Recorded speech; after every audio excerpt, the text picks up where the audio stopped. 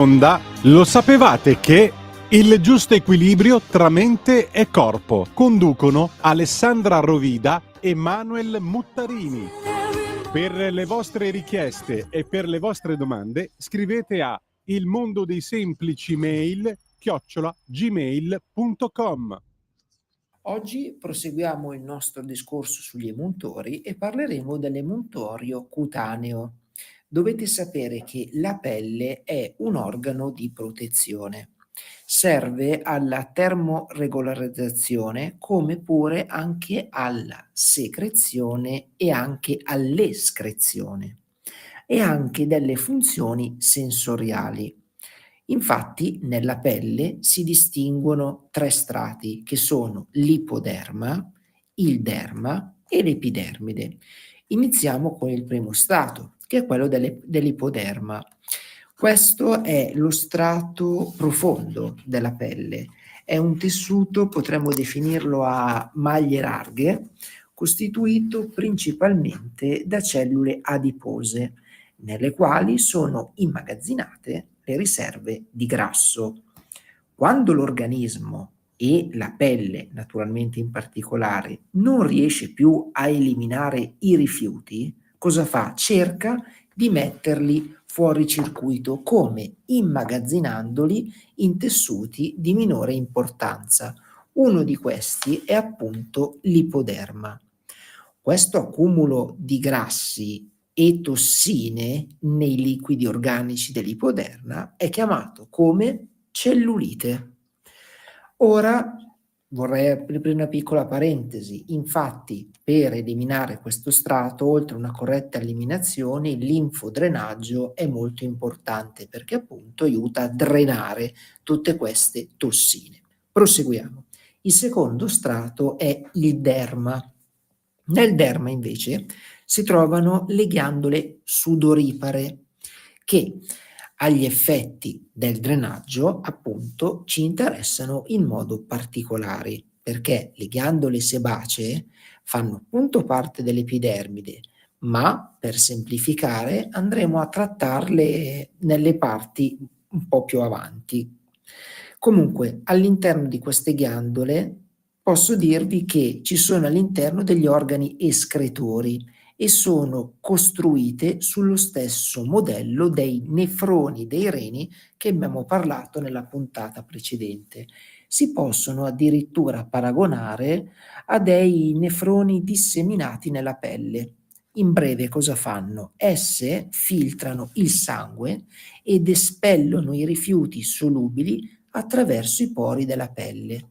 Infatti il sudore contiene, fra le altre sostanze, acqua, cloruro di sodio e anche residui azotati come l'urea e l'acido urico. In pratica possiamo paragonare il sudore come se fosse urina diluita. E in certe malattie il sudore è più carico di sostanze di rifiuto che non l'urina. La traspirazione non è solo un mezzo per eliminare i rifiuti, essa infatti contribuisce anche all'equilibrio termico e aiuta a mantenere costante la temperatura corporea. L'evaporazione del sudore sottrae al corpo le calorie, mediante le quali il liquido si è trasformato in vapore. E concludendo, l'eliminazione quotidiana di sudore è di circa 8 decilitri contro 1,5 litri di urina. Quindi, tuttavia, in caso di un accesso febbrile esagerato, la pelle può eliminare facilmente anche 2 o 3 litri di sudore, ma questo è un altro discorso. Ed ora vorrei darvi dei segni di funzionamento corretto o alterato appunto delle ghiandole sudoripare. Sappiate che una pelle le cui ghiandole sudoripare funzionano bene diventa umidiccia e suda a gocce più o meno grosse e quando fa caldo o in caso di sforzo fisico. Le persone invece che non traspirano mai o solo in punti ben localizzati, ad esempio sotto le ascelle, hanno una pelle occlusa o morta e il loro emuntorio sudoriparo è ostruito dalle scorie e quindi l'eliminazione si compie male. Normalmente il sudore non ha odore sgradevole, però più esso è carico di scorie, più forte è il sudore.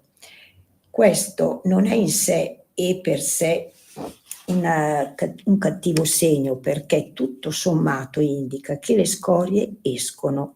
Tuttavia indica anche che l'equilibrio fra la produzione e l'eliminazione delle tossine è rotto.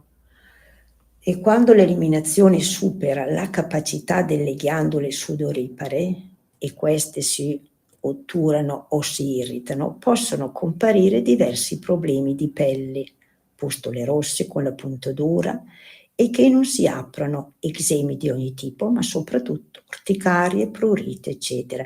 Questo è come quando parlavamo appunto della riflessologia, che l'organo emotore, la pelle, viene toccato sempre e sempre comunque viene detto e consigliato: lasciate che la pelle traspiri, lasciate che butti fuori, perché è l'organo forse, senza il forse, più importante che abbiamo come pulizia.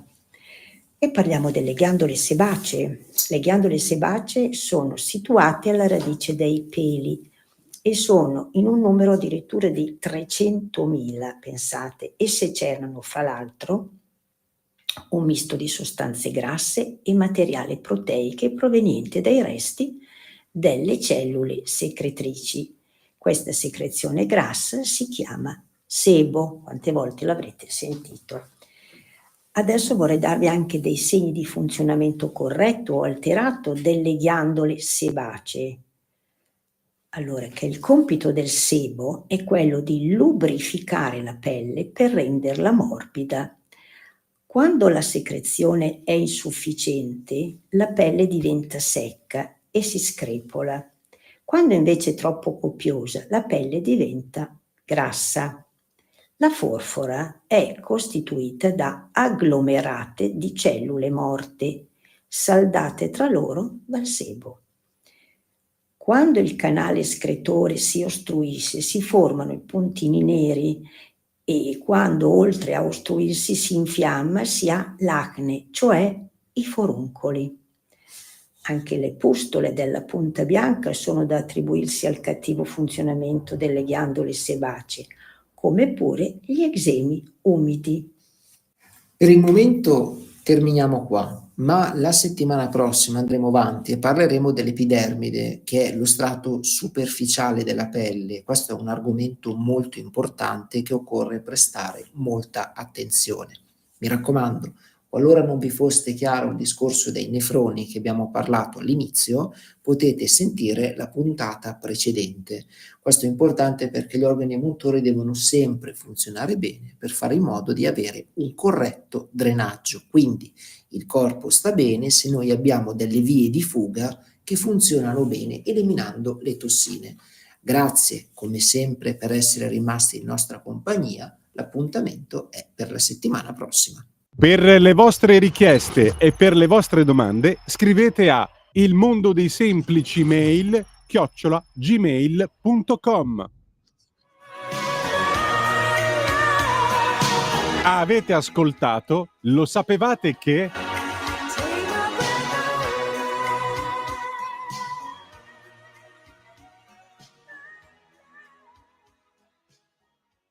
Omar dropped it.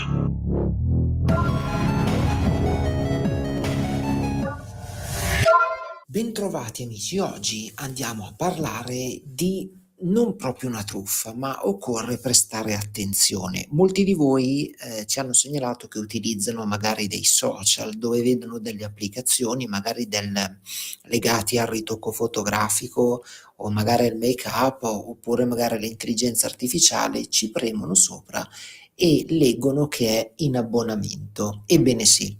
Dovete sapere che l'era d'oro delle applicazioni totalmente gratuita, quella è finita molti anni fa. Quasi tutte le applicazioni hanno dei famosi acquisti in app.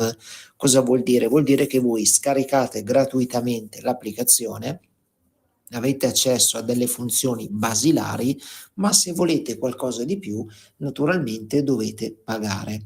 Questa non è una truffa, ma bisogna prestare attenzione perché se voi non prestate attenzione, in automatico parte un abbonamento. Cosa succede?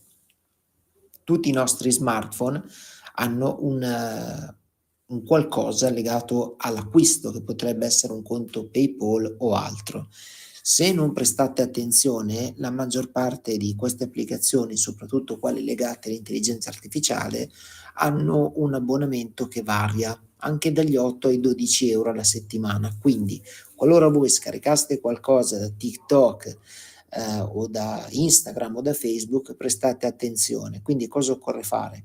Beh, se non siete interessati, cancellate l'applicazione, oppure dovete andare a vedere nelle impostazioni del vostro account se c'è attivo oppure no qualche abbonamento. Qualora fosse attivo, il mio consiglio è quello di annullarlo, perché altrimenti vi scaleranno dei soldi in quanto voi avete confermato. Quindi ripeto, purtroppo tutto quello che si vede nei social non è mai una cosa buona. Non fatevi ingannare dalle fotografie che vedete, perché ormai il social non è più il social, è una vetrina di aziende che si nascondono dietro, e tutto quello che vedete non è né semplice né tantomeno spontaneo. È proprio fatto per fare in modo di invogliare le persone a cliccarci sopra e crearne assuefazione. Quindi prestate attenzione alle applicazioni che scaricate. Non vi sto assolutamente dicendo di non scaricarle, ma di stare attenti, perché il 99,9% sono tutte a pagamento.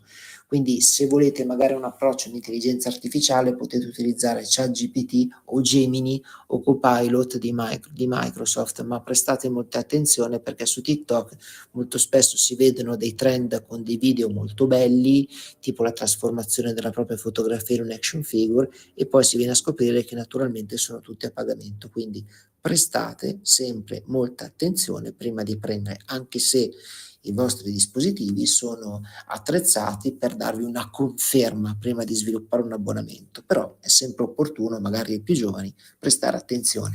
Grazie mille per essere rimasti con noi, l'appuntamento è per la settimana prossima. Omar dropped it.